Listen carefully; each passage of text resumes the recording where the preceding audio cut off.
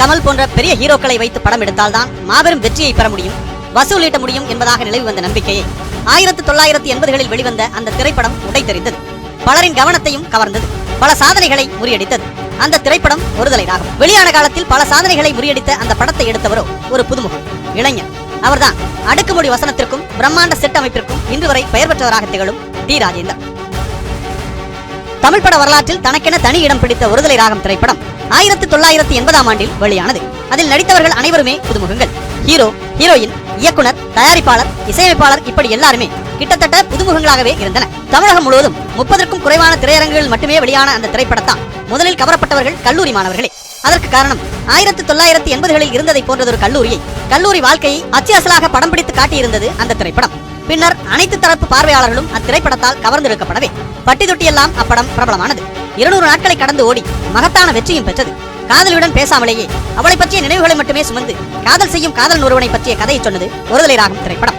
அந்த படத்தை போலவே அப்படத்தில் இடம்பெற்ற பாடல்களும் மக்களிடையே அமோக வரவேற்பை பெற்றன.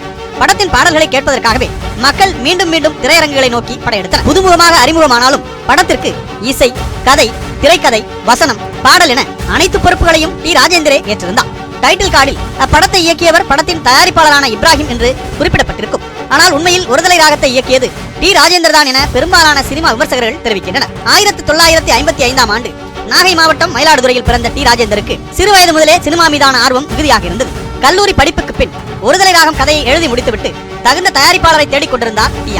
அப்போது இப்ராஹிம் என்பவரின் அறிமுகம் கிடைக்கவே அவரிடம் கதையை விளக்கி கூறினார். கதை பிடித்ததோ இல்லையோ, ஆனால் அந்த கதையை டி. ராஜேந்தர் விவரித்த விதம் எந்தவித தயக்கமுமின்றி படத்தை தயாரிக்க இப்ராஹிமை சம்மதிக்க வைத்தது. இதன் பிறகே டி.ஆரின் திரைப்பயணம் ஸ்டார்ட் ஆனது. 1980களில் ஸ்ரீதர், எஸ்.பி. முத்துராமன், பாலச்சந்தர், மகேந்திரன், பாரதி ராஜா ஆகிய இயக்குநர்கள் உச்சத்தில் இருந்தனர். புதுமையான கதைக்களங்களில் படங்களை இயக்கி அவர்கள் போட்டி போட்டுக் கொண்டு ரசிகர்களுக்கு விருந்து படைத்து வந்தனர். அந்த காலகட்டத்தில் படம் இயக்க வந்த டி.ஆர் ஒருதலை ராகம் படம் மூலம் தனக்கான தனி முத்திரையை பதித்து அனைவரின் பார்வையையும் தன்பால் திருப்பினார். ஒருதலை ராகத்திற்கு பிறகு வசந்த அழைப்புகள் திரைப்படத்தை டி.ஆர் இயக்கினார். இப்படத்தை தயாரிப்பாளர் ஜே.பி.ஆர் தயாரித்தார். இதனையடுத்து வெளியான ரயில் பயணங்களில் திரைப்படம் மிகப்பெரிய வெற்றி பெற்று டி.ஆரை சிறந்த இயக்குநர்களில் ஒருவராக நிலைநிறுத்தியது. முதலில் காதலை மட்டுமே மையமாக கொண்டு திரைப்படங்களை இயக்கி வந்த டி.ஆர் தங்கைக்கோர் கீதம் படத்தில் தங்கை சென்டிமெண்டை கையில் எடுத்தார். அந்த பார்முலா கச்சிதமாக ஒர்க் அவுட் ஆகவே தொடர்ந்து அண்ணனுக்கும் தங்கைக்குமான உறவை விவரிக்கும் திரைப்படங்களை இயக்க தொடங்கினார். அதுவரை இயக்குனர், இசையமைப்பாளர், பாடலாசிரியர், கதாசிரியர் என கலக்கி வந்த டி.ஆர் தங்கைக்கோர் கீதம் படத்தின் மூலம் கதாநாயகனாகவும் அவதாரம் எடுத்தார். டி. ராஜேந்தரின் திரைப்படங்கள் வெற்றி பெற முக்கிய காரணமாக அமைந்தவை சென்டிமெண்ட் காட்சிகள். எனவே அவரது படங்கள் அனைத்தும் வெளியான காலகட்டத்தில் பெண்களின் ஏகோபித்த ஆதரவை பெற்றன. அடுத்தபடியாக டி.ஆரின் திரைப்பட வெற்றிக்கு பெரிதும் உதவி புரிந்தவை அவரின் தனித்தன்மை வாய்ந்த அடையாளமாக திகழும் டைமிங், ரைமிங் வசனங்கள் தான். காதல் காட்சிகளோ, சென்டிமெண்ட் காட்சிகளோ, காமெடி காட்சிகளோ இப்படி எவையாக இருந்தாலும் சரி, ரைமிங் வசனங்கள் தவறாமல் இடம் பிடிக்கும். வில்லன்களுடனான உரையாடல் என்றால் அடுக்குமொழி வசனங்கள் அனல் பறக்கும். எதிரியுடன் சண்டையிடும் காட்சிகளில் கூட அடுக்குமொழியை அள்ளித்தெளிப்பார் டி.ஆர். டி. ராஜேந்தரின் அடுக்குமொழி வசனங்களுக்காகவே அவர் எடுத்த திரைப்படங்களின் ஆடியோ கேசட்டுகள் அதிக அளவில் விற்று தீர்ந்தன. ரைமிங் வசனங்களைப் போலவே டி.ஆர் திரைப்படங்களில் இடம்பெற்ற பாடல்களும் குறிப்பிடத்தக்கவை, தனித்துவம் வாய்ந்தவை. இசையமைப்பாளர் இளையராஜா கொடிகட்டி பறந்த காலகட்டத்தில் கூட டி.ஆரும் இசையமைத்து தனக்காக ஒரு இசை ரசிகர்கள் பட்டாளத்தை உருவாக்கினார். ஒருதலை ராகம் தொடங்கி கடைசியாக வெளியான வீராசாமி வரை படம் எப்படி இருந்தாலும் அதில் இடம்பெறும் பாடல்கள் ரசிகர்களை கவரும் வண்ணமே அமைந்திருக்கின்றன. குறிப்பாக டி.ஆரின் சோக பாடல்களுக்கென தனி ரசிகர் பட்டாளமே உருவாகியுள்ளது. அமைதிக்கு பெயர்தான் சாந்தி, நானொரு ராசியில்லா ராஜா, தட்டி பார்த்தேன் கொட்டாங்குச்சி, அட பொன்னான மனசே பூவான மனசே, நானும் முந்தன் உறவை, நாடி வந்த பறவை போன்ற சோக பாடல்கள் பெரும் வரவேற்பை பெற்றன. டி.ஆரின் படங்களில் இடம்பெற்ற பாடல்கள் எவ்வாறு பலரின் கவனத்தை ஈர்த்தனவோ அதேபோல அந்த பாடல்களுக்கு அமைக்கப்பட்ட பிரம்மாண்ட செட்களும் அனைவரையும் கவர்ந்தன, வியப்பில் ஆழ்த்தின. அதுவரை தமிழ் சினிமாவில் பாடல் காட்சிகளுக்கு சிறிய அளவில் மாத்திரமே செட்டுகள் போடப்பட்டு வந்த நிலையில் டி.ஆர் தனித்தன்மை வாய்ந்த செட்டுகளை அமைத்து அசத்தினார். 1980களில் திரைப்படங்களை இயக்கி நடித்துக் கொண்டிருந்த போதே அரசியலில் கால்பதித்தார் டி.ஆர். முதலில் திமுகவில் இணைந்த அவர் எம்ஜிஆருக்கு எதிராகவே தேர்தல் பிரச்சாரம் மேற்கொண்டார். திமுக கூட்டங்களில் அடிக்கடி தோன்றி பிரச்சாரம் செய்ய தொடங்கினார். திமுகவின் பிரச்சார பீரங்கியாகவே டி.ஆர் விளங்கினார் என்று சொன்னால் அது மிகையாகாது. அக்கட்சியின் கொள்கை பரப்பு செயலாளராகவும் நியமிக்கப்பட்டார் டி. ராஜேந்தர். ஆனால் 1989ஆம் ஆண்டு நடைபெற்ற சட்டசபை தேர்தலில் தனக்கு போட்டியிட வாய்ப்பு அளிக்கப்படவில்லை என்பதால் திமுகவிலிருந்து விலகினார் டி.ஆர். பின்னர் 1991ஆம் ஆண்டு தாயக மறுமலர்ச்சி கழகம் என்கிற கட்சியை தொடங்கினார். 1996ஆம் ஆண்டு வாக்கில் திமுகவுடன் மீண்டும் சுமூக உறவு ஏற்படவே தனது தாயக மறுமலர்ச்சி கழகத்தை கலைத்துவிட்டு மீண்டும் திமுகவில் ஐக்கியமானார். அப்போது நடைபெற்ற சட்டமன்ற தேர்தலில் சென்னை பூங்காநகர் தொகுதியில் போட்டியிட்ட இயக்குனர் டி. ராஜேந்தர் வெற்றி பெற்று எம்எல்ஏ டி. ராஜேந்தர் ஆனார். அரசியல் களத்தில் முழு ஈடுபாட்டுடன் செயல்பட்டு வந்த போதிலும் தொடர்ச்சியாக திரைப்படங்களையும் இயக்கி வந்தார் டி. ராஜேந்தர். சம்சார சங்கீதம், எங்க வீட்டு வேலன், ஒரு வசந்த கீதம், தாய் தங்கை பாசம் உள்ளிட்ட படங்களை சீரான இடைவெளிகளில் இயக்கினார். தான் இயக்கிய திரைப்படங்களில் தனது மகன் சிலம்பரசனையும் குழந்தை நட்சத்திரமாக நடிக்க வைத்தார் டி ஆர். சிலம்பரசன் முதலாக நடித்தது 1984ஆம் ஆண்டு வெளியான உறவை காத்த கிளி திரைப்படத்தில் தான்.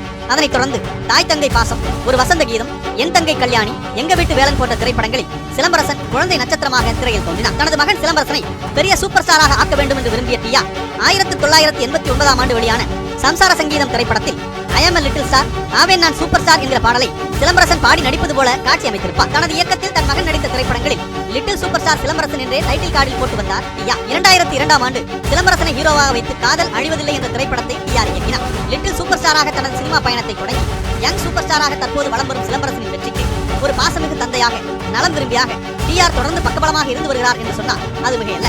80களில் தொடர்ந்து வெற்றி படங்களை கொடுத்து தனக்கான சிம்மாசனத்தை தானாகவே அமைத்துக் கொண்ட டி ஆர் 90களில் இயக்கிய திரைப்படங்கள் அவ்வளவாக சோபிக்கவில்லை. 90களில் 5 திரைப்படங்களையும் 2000ஆவது ஆண்டிற்கு பிறகு சொன்னால்தான் காதலா, காதல் அழிவதில்லை, வீராசாமி ஆகிய 3 திரைப்படங்களையும் டி ராஜேந்தர் இயக்கினார். டி ராஜேந்தர் கடைசியாக இயக்கிய வீராசாமி திரைப்படத்தில் அவருக்கு ஜோடியாக மும்தாஜ் நடித்திருந்தார். தனது ஆரம்பகால வெற்றி பார்முலாவான காதலையும் தங்கை சென்டிமெண்டையும் ஒன்றாக கலந்து திரைக்கதை அமைத்து வீராசாமி படத்தை இயக்கினார் டி ஆர். ஆனால் இத்திரைப்படம் எதிர்மறையான விமர்சனங்களையே பெற்றது. இப்படத்தின் காட்சிகள் ரசிகர்களின் கேலிக்கும் கிண்டலுக்கும் உள்ளானது. இப்படத்திற்கு பிறகு டி ஆர் இதுவரை வேறு எந்த படங்களையும் இயக்கவில்லை. சினிமாவைப் போலவே அரசியலிலும் பல ஏற்ற இறக்கங்களை அவர் சந்தித்து வந்தார், சந்தித்தும் வருகிறார். திமுகவில் 1996இல் இணைந்தவர் 3 ரூபாய் மதிப்பிலான உறுப்பினர் அட்டையை புதுப்பிக்கவில்லை என்று கூறி அக்கட்சியிலிருந்து 2003ஆம் ஆண்டு நீக்கம் செய்யப்பட்டார். இதனால் மிகுந்த மன உளைச்சலுக்கு உள்ளான டி ராஜேந்தர் 2004ஆம் ஆண்டு அனைத்திந்திய லட்சிய திராவிட முன்னேற்ற கழகம் என்கிற புதிய கட்சியை தொடங்கினார்.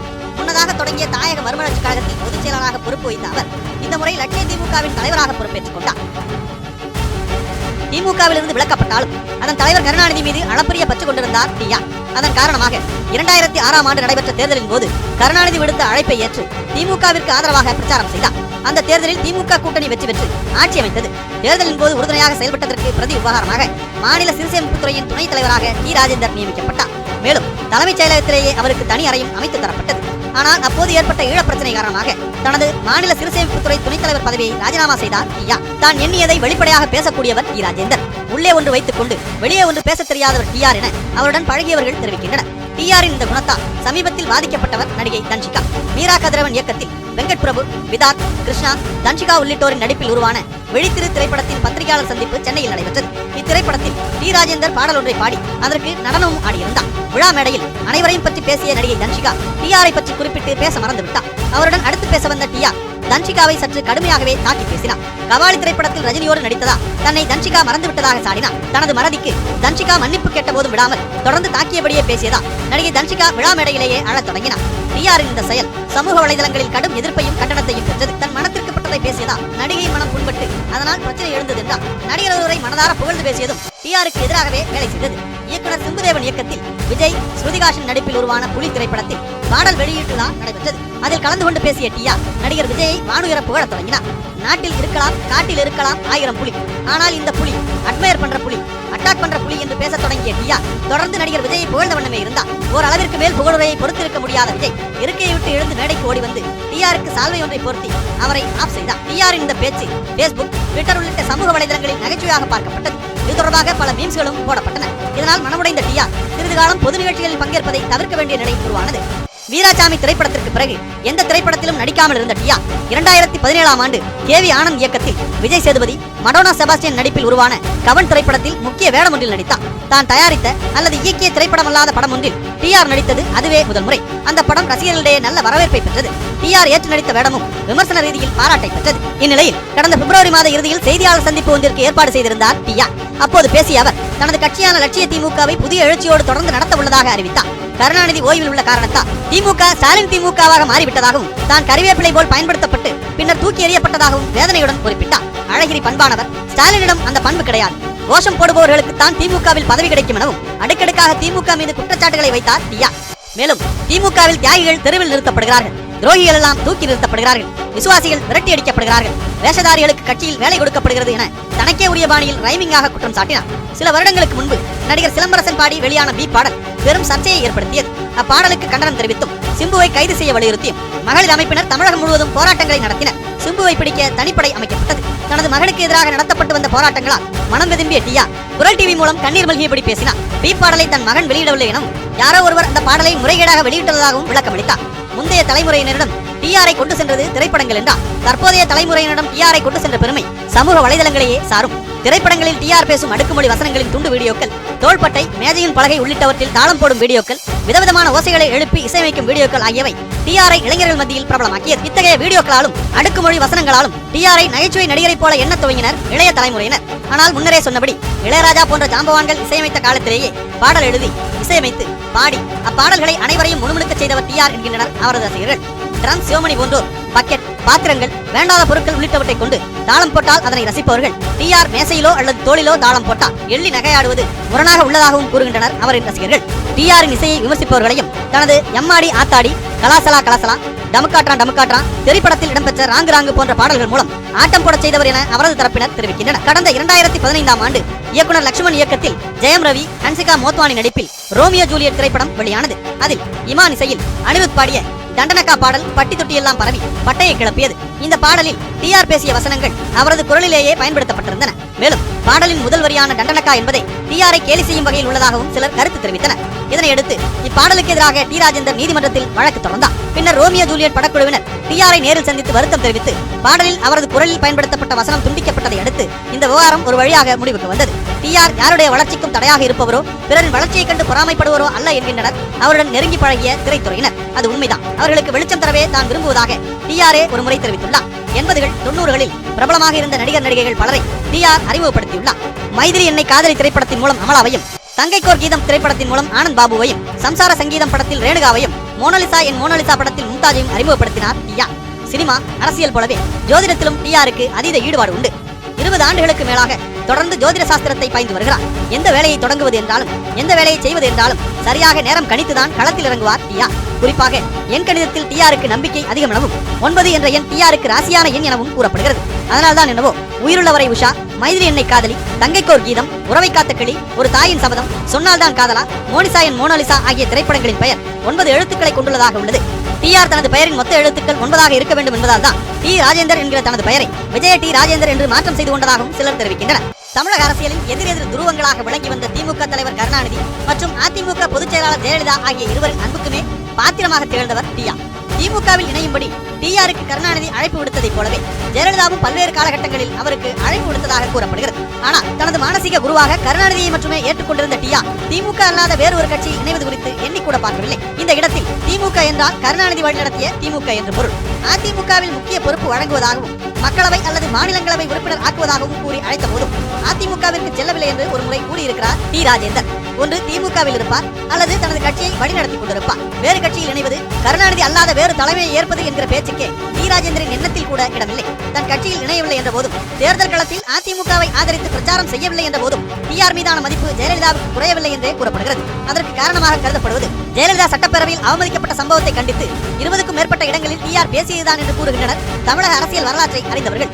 நேற்று கட்சி ஆரம்பித்து இன்று தேர்தலில் நின்று நாளை முதல்வராகும் எண்ணத்தில் தாயக மறுமலர்ச்சி கழகத்தையோ அல்லது லட்சிய திராவிட முன்னேற்ற கழகத்தையோ டிஆர் தொடங்கவில்லை. அது சாத்தியமில்லாது என்பது டிஆருக்கு தெரியும். மக்களுக்கு ஆதரவாக அவர்களின் பக்கத்தில் நிற்கவும், மக்களுக்கு எதிரான அரசின் செயல்பாடுகளை கேள்வி கேட்கவுமே தான் கட்சி தொடங்குவதாக கூறித்தான் கட்சியை தொடங்கினார் டிஆர்.